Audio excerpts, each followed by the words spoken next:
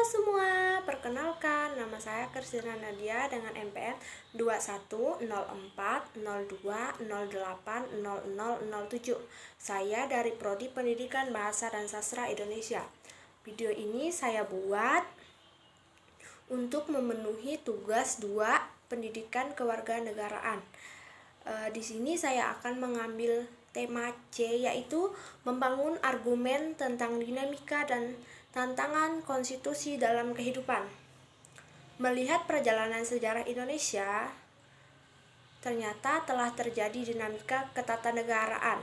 Seiring berubahnya konstitusi atau undang-undang dasar yang diberlakukan setelah ditetapkan 1 hari setelah proklamasi kemerdekaan, Undang-Undang Dasar Negara Republik Indonesia 1945 mulai berlaku sebagai hukum dasar dan mengatur kehidupan kewarganegaraan Indonesia dengan segala keterbatasan. Mengapa demikian? Karena sejak semula NKRI 1945 oleh Bung Karno sendiri dikatakan sebagai undang-undang kilat yang akan diteruskan disempurnakan pada masa yang datang. Dinamika konstitusi yang terjadi di Indonesia adalah sebagai berikut, yaitu Konstitusi UUD NRI 1945 masa kemerdekaan. Masa berlakunya adalah pada tanggal 18 Agustus 1945 sampai dengan Agustus 1950 dengan catatan mulai 27 Desember 1949 sampai dengan 17 Agustus hanya berlaku di wilayah RI Proklamasi.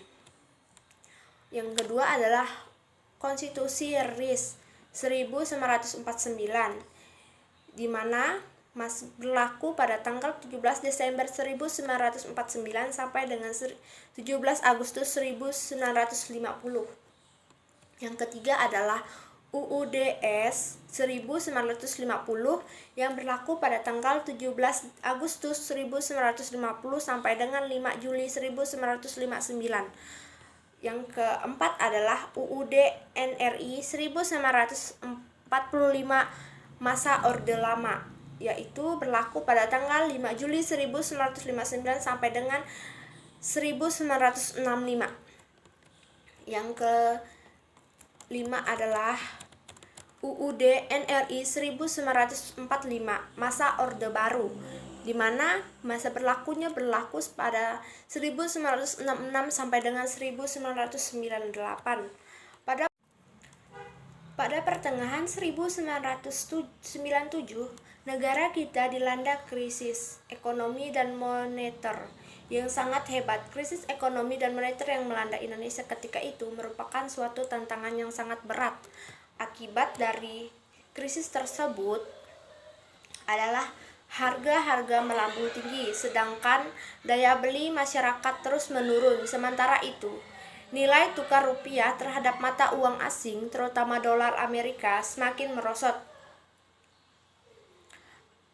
Menyikapi kondisi seperti itu, pemerintah berusaha menanggulanginya dengan berbagai kebijakan.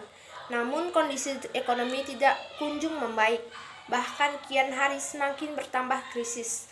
Krisis yang terjadi meluas aspek politik. Masyarakat mulai tidak lagi mempercayai pemerintah, maka timbullah krisis kepercayaan pada pemerintah.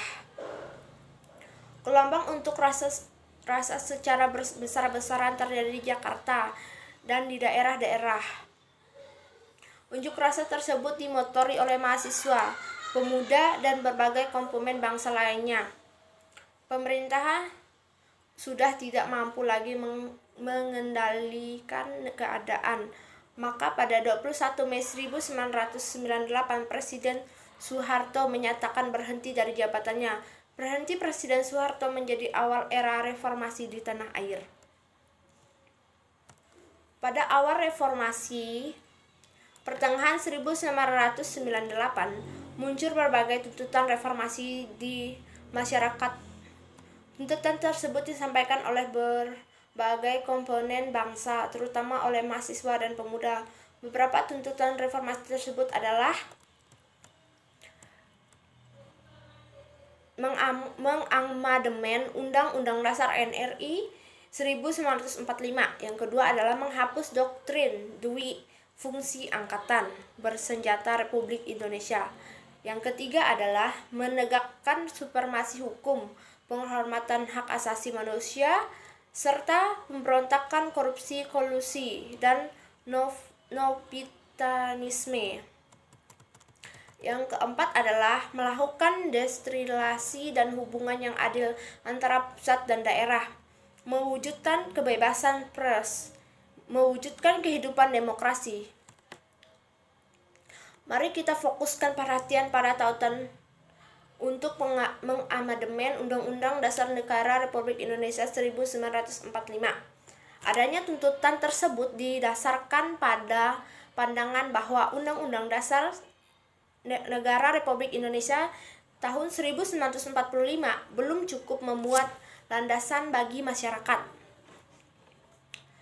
yang berkehidupan demokrasi, pemberdayaan rakyat, dan penghormatan HAM. Di samping itu adalah tubuh Undang-Undang Dasar Negara Republik Indonesia 1945 terdapat pasal-pasal yang menimbulkan penafsiran beragam atau lebih dari penafsiran tersebut. Dalam perkembangannya, tuntutan perubahan Undang-Undang Dasar Negara Republik Indonesia menjadi kebutuhan bersama bangsa Indonesia.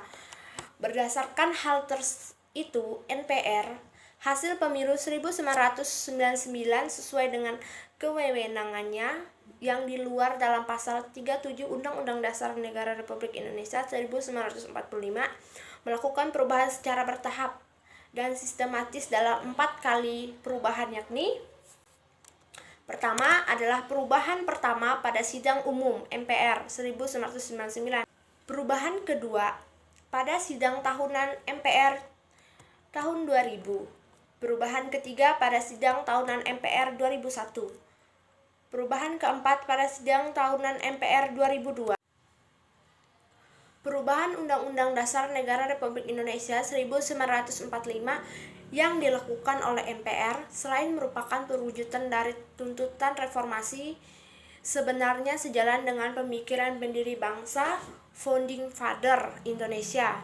Ketua penyusunan Undang-Undang Dasar Negara Republik Indonesia 1945 yakni Insinyur Soekarno dalam rapat panitia persiapan kemerdekaan Indonesia 18 Agustus 1945 diantaranya mengatakan sebagai berikut, bahwa ini adalah sekedar undang-undang dasar sementara, undang-undang dasar kilat, bahwa barangkali boleh dikatakan pula inilah revolutionary government. Nanti kita membuat undang-undang dasar yang lebih sempurna dan lengkap. Sekian dari saya ucapkan terima kasih. Sampai bertemu.